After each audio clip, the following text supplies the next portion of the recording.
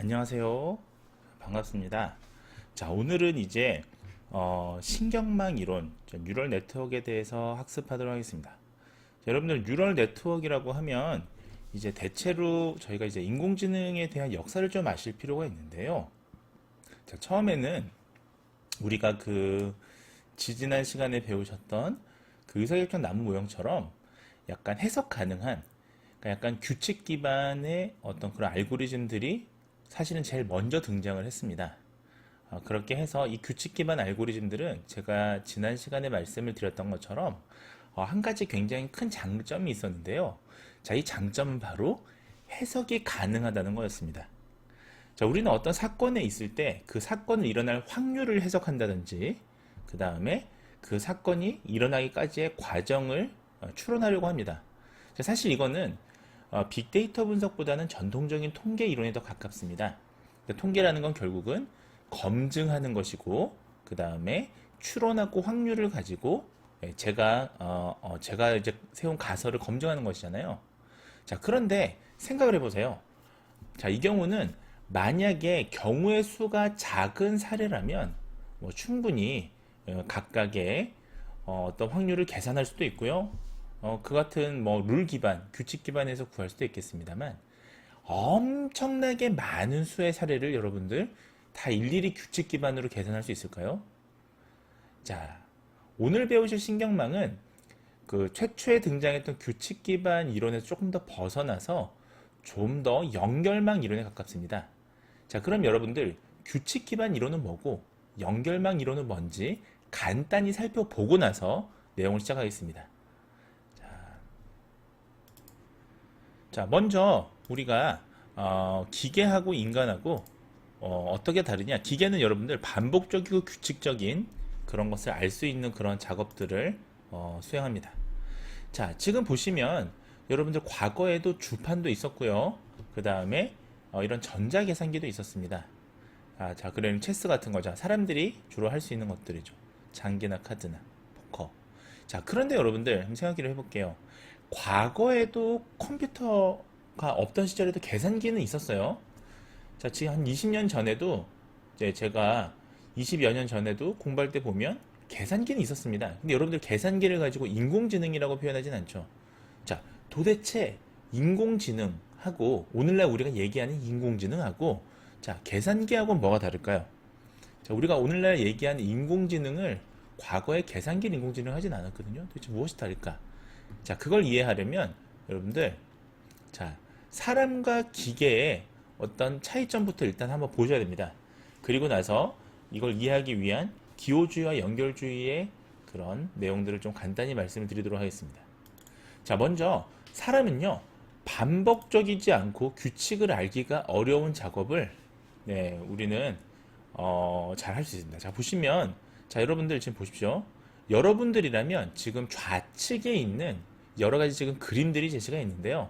자, 이 그림들 여러분들은 어떤 게 쿠키고 어떤 게 동물인지 직관적으로 알 수 있습니까? 자, 아마 이 사진을 보는 대부분의 그 사람들은 어떤 게 쿠키고 어떤 게 지금 강아지인지 너무나 쉽게 찾으실 거예요. 자, 우리는 사실은 이걸 찾을 때 여러분들 어떻게 찾습니까? 자, 우리는 사실은 가운데부터 눈, 코 이런 것들을 보고 이 검은색과 흰색의 차이가 아니라 색깔이 아니라 우리는 형태라는 어떤 그런 걸 통해서 개와 쿠키를 구분합니다. 자, 그럼 컴퓨터는 어떻게 할까요? 자, 컴퓨터는 지금 이 사진을 설명하는 굉장히 많은 피처들이 있습니다. 우리가 피처라고 합니다. 특성이라고 그러죠. 예컨대 색깔, 질감, 크기, 각도 뭐 상당히 많을 겁니다. 사실은 자, 이것을 일일이 다 패턴을 파악을 하게 되죠. 자, 예를 들면 자, 우리는 어떠한 규칙이라는 게 있습니다. 자, 예를 들면 의자와 테이블을 구분할 때 우리는 하나의 규칙을 세우죠. 자, 예를 들면요. 자, 예를 들면 이런 겁니다. 등받이가 있고 자, 그 다음에 앉을 수 있으면 의자.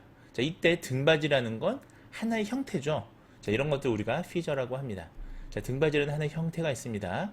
자, 그리고 앉을 수 있다면 자, 앉을 수 있다는 술부라는 거죠. 우리가 서술어. 자, 앉을 수 있다는 건 오히려 펑션, 기능에 가깝습니다. 즉, 우리가 기능을 얘기하는 게 술부인데, 자, 이 규칙에서는 지금 형태와 술부, 즉, 앉을 수 있다라는 어떤 펑션을 같이 넣어서 규칙을 설명하고 있어요. 자, 보세요. 등받이가 있고, 앉을 수 있으면, 예, 의자 맞죠? 자, 그 다음에 테이블 보십시오. 자, 테이블은 이제 물건을 놓을 수 있고, 이걸 펑션으로 제가 한번 대입을 해보겠습니다. 일단 평평하고, 자, 평평합니다. 그 다음에 네, 물건을 놓을 수 있으면 테이블이다. 뭐 의자에는 물건을 놓을 수는 물론 있겠습니다만 의자에 물건을 놓는 경우는 되게 드물죠. 보통은 테이블에 놓습니다. 자, 이런 규칙은 제가 이제 임의로 세운 건데요. 자, 여러분들도 뭐 여러분들 나름대로 이 안에 물결 표시의 단어를 넣어서 새로운 어떤 그런 규칙을 만들 수가 있습니다.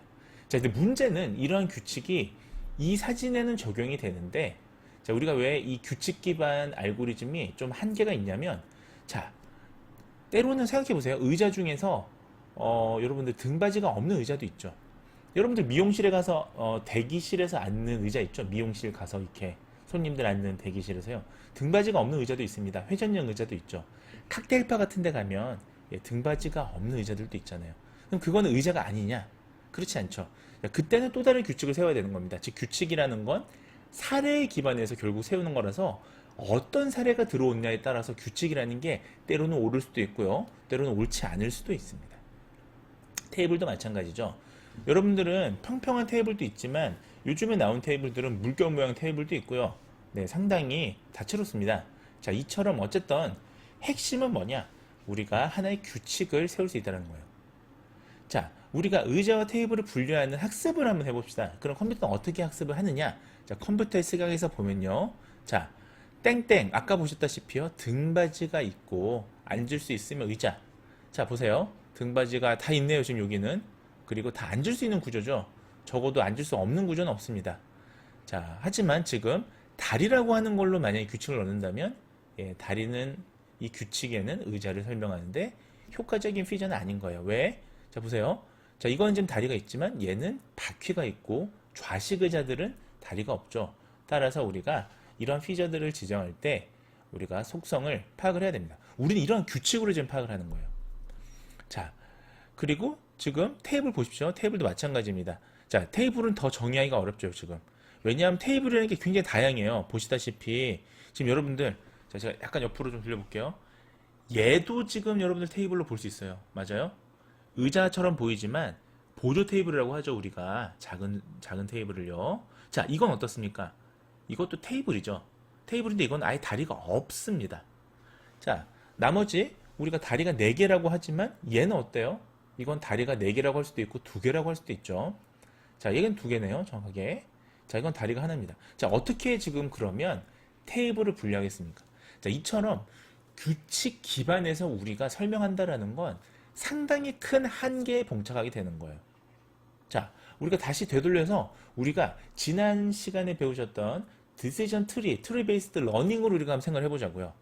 그러면 이거는 상당히 사실 설명하기가 어렵습니다. 웃기지 않아요? 설명력을 위해서 우리가 화이트 박스 모델을 우리는 선택을 하는데 화이트 박스 모델 자체가 사례가 너무나 다양하다면, 자, 사례를 몇 가지로 모을 수가 없다면 우리는 이것을 규칙 기반으로 해석하기 어렵다, 규칙 기반으로 파악하기 어렵다라는 그런 한계점에 도달하게 되는 것입니다. 자, 그렇다면 기계학습이란 건 어떨까요? 자, 우리가 그 전에 기계학습을 얘기하기 전에 우리가, 자, 전통적으로 인공지능에선 2가지의, 자, 인공지능 역사가 굉장히 깁니다. 1900 거의 50년대 후반부터 시작이 됐는데요. 뭐 정확하게 얘기하면 1960년대부터 시작이 됐는데, 자, 지금까지 50년, 자, 반백년을 지내오면서 이 굉장히 긴 이 시간 동안에 2가지의 큰 패러다임이 서로 대립해왔다라고 생각할 수가 있는데요. 일단 그 부분을 보시면서 이 다음 슬라이드를 좀 보시도록 할게요. 자, 지금 여기 2사람의 아주 영웅적인, 인공지능에선 빠질 수 없는 정말 역사적인 2분이 계십니다. 자, 여러분들 직관적으로 보실 때 여러분들은 어떤 분이 마음에 드세요? 자, 이렇게 얘기하면 이분들한테 실례겠지만 여러분들은 어떤 분들이 더 마음에 드십니까? 자, 좌측분하고 우측분하고 사진이 좀 다르죠, 연령대가. 자, 이분은요, 로젠블렛이라는 분이시고요. 지금은, 예, 그, 사진이 돌아가신 분이다 보니까 옛날 사진 좀 넣었고요. 민스키라는 이 아주 유명한 학자입니다. 자, 여러분들이 만약에 민스키라고 하시는 이분을 선택하셨다면, 여러분들은 기호주의를 좋아하시는 거고요. 네, 직관적으로요. 자, 이 로젠블렛을 여러분들이 선호하셨다면, 여러분들은 연결주의라고 하는 이런, 알고리즘에 좀 더 선호한다라고 우리가 직관적으로 볼 수가 있습니다. 자, 기호주의란 뭐냐면 우리가 지지난 시간에 배우셨던 디시전 트리처럼요. 자, 이거는 규칙 기반입니다.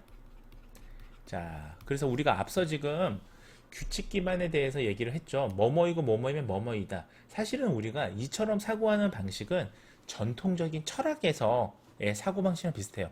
마치 귀납법과 연협법처럼요. 자, 보세요. 철수는 사람이고, 자, B, A 여기 보이시나요? A1, 철수는 사람이고요. 자, 철수는 언젠가 죽는다. 자, 영희도 사람이고요. 영희는 언젠가 죽는다. 자, 덕배는 사람이고요. 덕배도 언젠가 죽는다. 자, 이와 같은 것들이 사실은 귀납법이죠. 자, 결국은 true. 자, 철수는 사람이다라는 true. 참 사실하고요. 그 다음에 철수는, 네, 사람이기 때문에 여기서 규칙을 하나 끌어낸 거예요. 자, 철수는 언젠가 죽게 되겠다라는 거예요. 자, 그러면 하나의 전제, 새로운 사건을 우리가 끌어낼 수 있습니다. 즉, 규칙을 끌어낼 수가 있습니다. 자, 보시면 왜냐하면 철수도 사람이고 영희도 사람이고 덕배도 사람이니까 결국 사람은 언젠가 죽는다라는 결론으로 귀결하게 되잖아요. 자, 이와 같은 것들이 기호주의, 규칙 기반입니다. 자, 기호주의는요, 아주 간단하고 명료한 사례에서는 아주 효과적입니다. 자, 예를 들면 철수는 사람이라는 존재는 그런 명제는 우리가 반박할 여지가 없는 명제예요. 철수가 사람이죠. 그럼 철수가 동물은 아니고, 철수가 식물은 아니잖아요. 네, 철수는 사람이죠. 귀신이 아니잖아요. 철수는. 자, 그 다음에 철수 영이 덕배가 사람이고 사람이 죽는다라는 전제가 명확하다면 사람은 언젠가 죽는다라는 이 명제는 네, 이 기호주의에 의해서 규칙 기반에 의해서 굉장히 명료하게 설명할 수 있습니다. 자, 또 한 가지 보시죠. 지금 이 유명한 트리는 여러분들 타이타닉 아시죠? 자, 타이타닉이라고 하는 데이터를 이용한 규칙 기반 룰 베이스드 러닝으로 우리가 해석한 그런 도표입니다. 자, 타이타닉 예제는 굉장히 많이 사용이 되니까요. 이해하기 쉬우실 겁니다. 자, 보시면 남자인가? 예, 아니요. 자, 남자라면 자, 나이가 9.5세보다 많냐? 그러면 사망의 할 확률이 되게 높았죠. 17%니까요. 자, 반대로 예, 만약에 9.5세보다 낮았는데 그 다음에 뭐가 그 등계 뭐예요 그 클래스 그레이드가 그 저기 뭐죠? 그 등급표가요. 저기 배 그 승계표가 예를 들면 3등급보다 높으면 사망이다. 라고 이렇게 귀결 짓는 거죠, 사실은. 자, 이런 것들이 우리 지난 시간에 배웠던 트리 베이스드 러닝이죠. 이런 관계였지 않습니까? 자, 이게 기호주의입니다. 연결주의는 그것이 아니고요.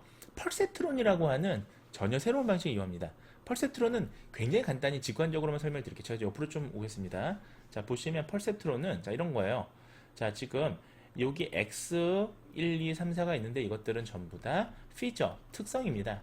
즉 우리가 설명변수, 독립변수 그런 식으로 표현할 수 있겠죠. 하나하나. 자, 예를 들면 우리가 암이라고 하는 y를 우리가 이해하려고 할 때 자, x는 흡연이 되고요. x1은요. x2는 음주가 되고 x3은 비만이 되고 라고 가정해 봅시다.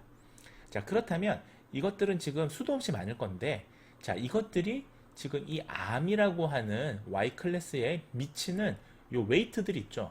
자, 이것을 가중치라고 합니다. 이 웨이트들을 하나씩 계산합니다. 요 계산하는 방법이 사실은 이 연결주의의 모델의 핵심이에요.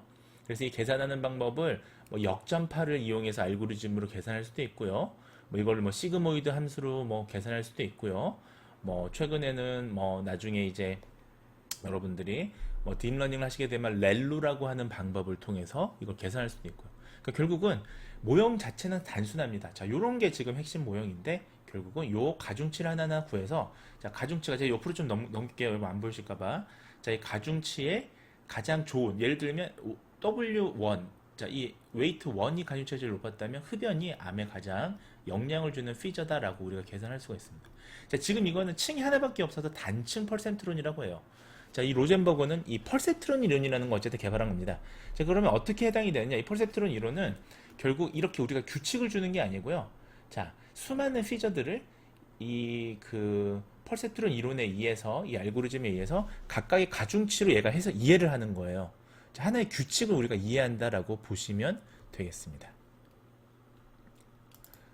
자, 그래서 여러분들 네, 하나만 더 보실게요.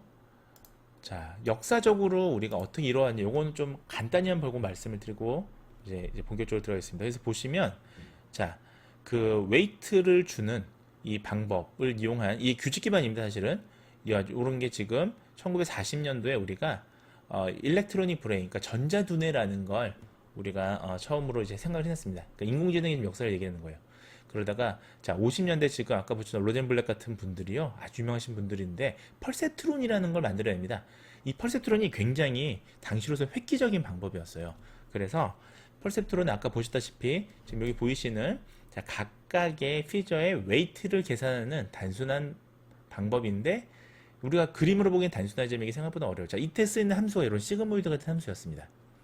자, 그 다음에 쭉 시간이 흘러서요. 자, 뭐 XOR, 뭐 관리도 이런 부분을 이제 민스키가 얘기하기도 하고요. 쭉 가다가 1986년도에 정말 획기적인 게 나옵니다.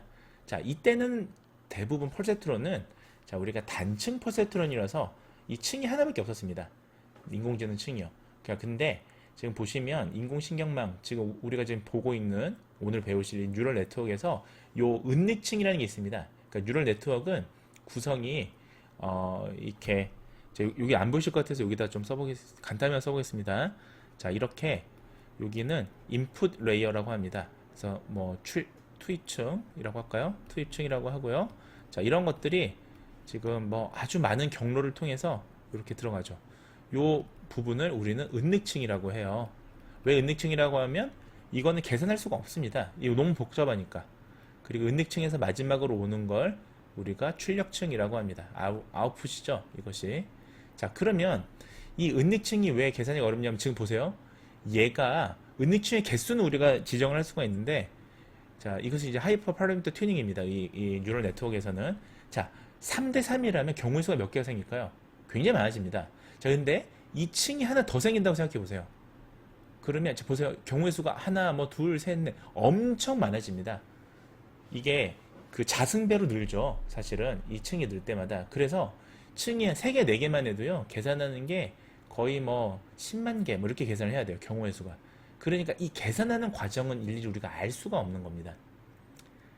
자, 근데 이 출력층에 있는 그 계산하는 과정이 복잡하다 보니까 출력층까지의 요 연결 과정이 우리가 계산이 이해할 수가 없는 거예요. 알 수가 없는 거예요. 그래서 은닉층이라는 표현을 씁니다. 자, 그러다 보니까 이 지금 멀티레이어 펄세트론에서는 뭐가 중요하냐? 자, 이게 바로 역전파라는 건데요. 자, 역전파라고 합니다. 자, 백프로파깅. 여기 역전파라는 건, 자, 근데 생각을 해보세요. 이 은닉층이 여러 개라는 가정하에서, 자, 은닉층이 지금 빨간색도 있고 파란색도 있다고 가정해 봅시다. 근데 은닉층이 여러 개라는 가정하에서는, 자, 출력층의 가장 마지막에 지금 영향을 준 요 은닉층은 예, 우리가 계산할 수 있죠. 왜냐하면 어떤 과정으로 계산하는지 모르지만 이 웨이트의 크기는 우리가 알 수 있잖아요. 그러니까 어떤 은닉층 영향을 제일 많이 줬는지는 우리가 알 수 있죠. 그렇게 거꾸로 계산을 하는 거예요. 역전파라는 것 자체가 출력층을 기준으로 거꾸로 거슬러서 계산하는 방법을 얘기합니다. 결국 이거는 이렇게 되면 어떤 옵티멀한 우리가 은닉층을 알게 되고 거꾸로 계산하다 보면 요 거슬러 올라서 어떤 투입층이 가장 영향을 줬느냐를 우리가 알 수가 있는 거예요. 이것도 약간의 설명력이라고 우리가 볼 수가 있는 겁니다. 자, 그런데 이 멀티레이어 펄세트론이 개발이 되면서 정말 획기적으로 우리가 이 인공지능이 발전할 줄 알았는데 왜 1986년부터 우리가 소위 인공지능이 각광받기 시작하는 데까지는 한 20여 년이 지났거든요.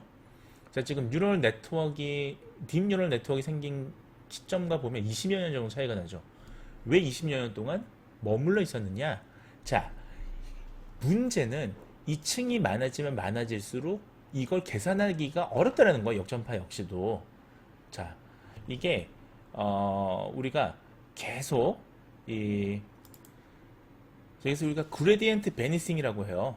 자, 그레디언트 베니싱. 그러니까 이게 결국은 가면 갈수록 희미해지는 겁니다. 계산을. 층이 많아지면 역전배 거꾸로 할 때 처음에 얘는 계산이 웨이트가 되지만 그 다음에 웨이트는 점점 희미해진다고 생각하시면 됩니다. 제가 좀 추상적으로 말씀드리면 이것을 우리가 자, 그레디언트 베니싱이라고 합니다. 자, 그레디언트 베니싱 문제가 생기는 거예요.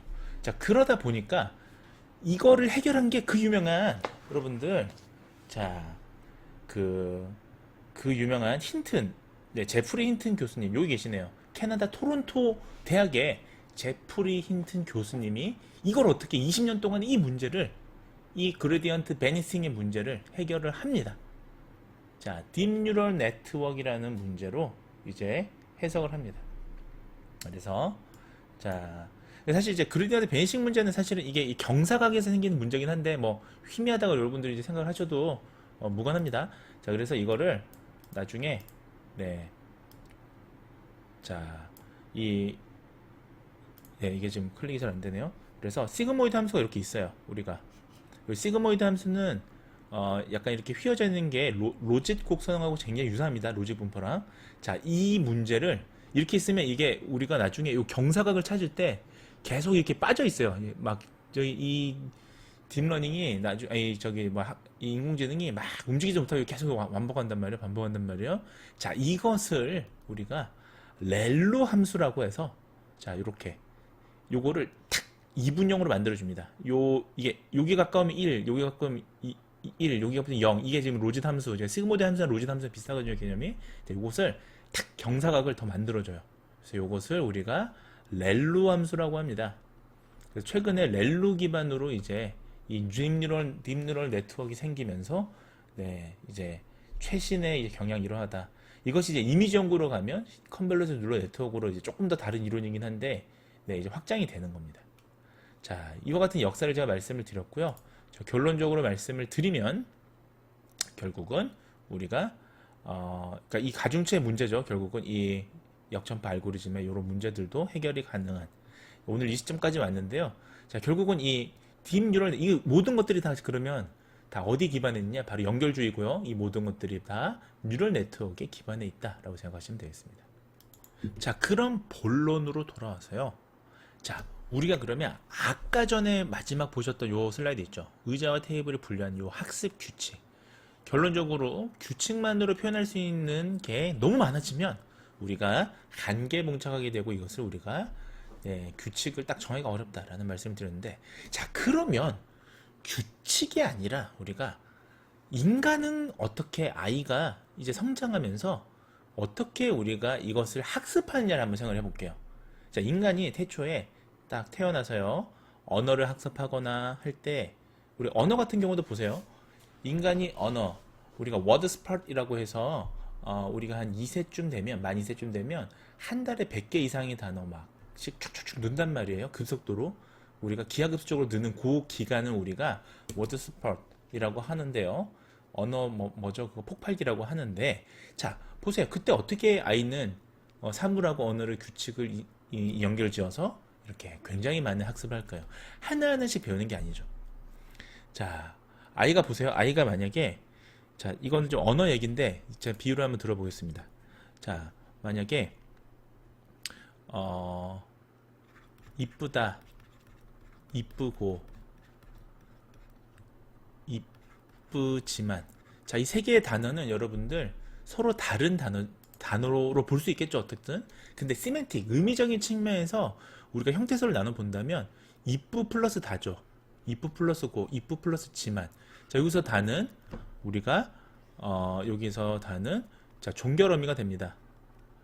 자, 문장의 끝에서 우리가 위치해서 문장을 우리가 종결해준 종결 어미가 되죠. 자, 그 다음에 여기 고는 자, 연결 어미죠. 자, 연결 어미라고 해서 그 다음 문장에 연결해주는 이제 역할을 해줍니다. 이쁘지만 역시도 연결 어미예요. 자, 연결 어미인데 그러면 여기가 루트죠. 루트가 여기 있는 거예요. 우리가 말에는 뿌리가 있고 말을 수식해주는 것들이 있는데 자, 이 부분을 우리가 어근이라고 합니다.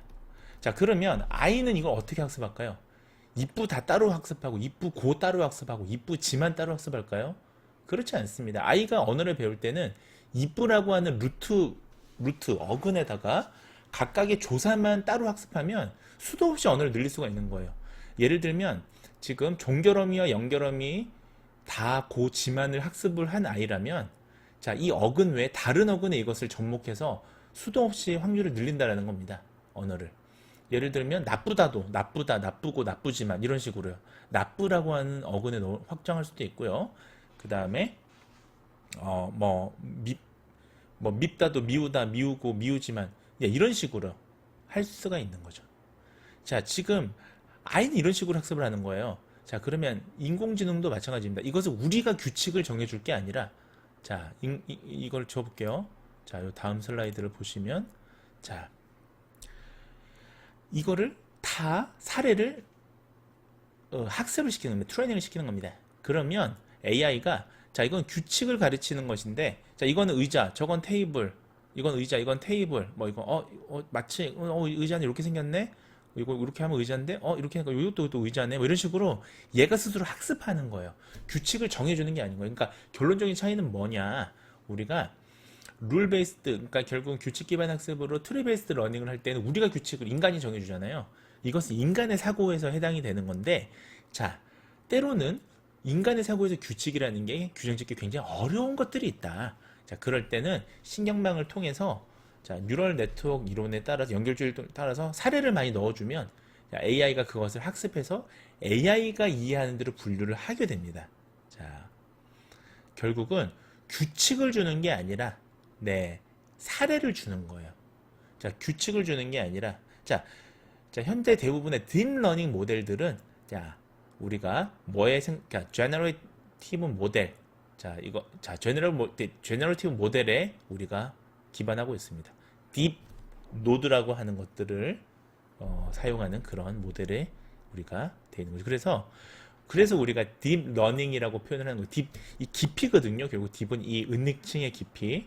자, 그래서 여러분들 결국 결론은 뭐냐? 규칙을 우리가 직접적으로 입력하는 것이 아니라 사례를 통해서 AI가 규칙을 학습하는 것이 오늘 배우실 뉴럴 네트워크의 아주 기초적인 내용이다라고 이해하시면 되겠습니다. 자, 오늘은 시간 관계상 여기서 1차시를 끊고요. 이어서 또 진행하도록 하겠습니다. 자, 여러분들 경청해 주셔서 감사하고 다음 시간에 봐요. 안녕히 계세요, 여러분. 전 이 세상의 모든 굴레와 속박을